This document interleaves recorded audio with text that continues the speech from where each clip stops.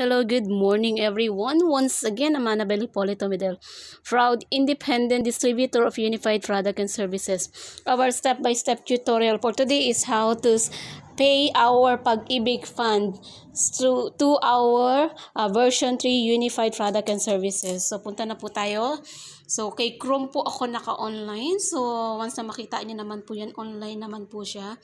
So dito po tayo magpupunta sa ating, of course, bills payment.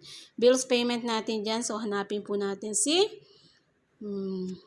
Pag-ibig Fund. Kung makikita nyo po, andyan na po ang ating mga iba't ibang bank or ibang billers na nandito. So, wala pa po si Meralco, pero kasi nai-enhance na siya.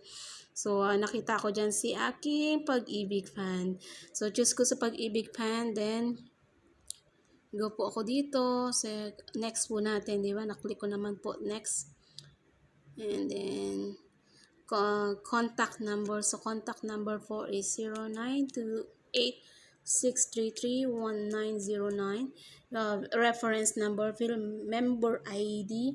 So ito po yung bill member ID. So yung number ko po is 340-34100 630-630-61112. So payment type is housing loan ko po is amount is 2,104. So I'm gonna make 2,105.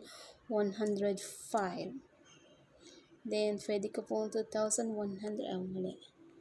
2,000. So 2,000. So pwede ko na rin gawing 2,200 para period is for today. So November po. Period date is this today. And for this month. Yeah, this month. Oh, period for today and yeah, the next po natin. So it's my first time to do this transaction for Pag-ibig loan using our version 3. So there is, makikita nyo po dyan, ang balance po natin is 2,300 pa.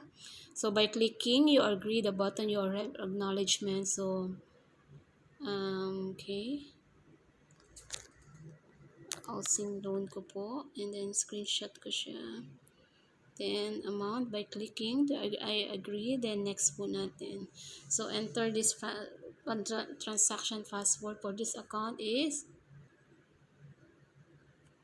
then confirm ko po. So it's my first time na sana po maging successful siya. And the loading po. So ang ganda po talaga ng unified ngayon. Once everything polish at transaction po natin ang unified, ang ating version 1 is napakaganda na po, diba? Is done. So download a copy.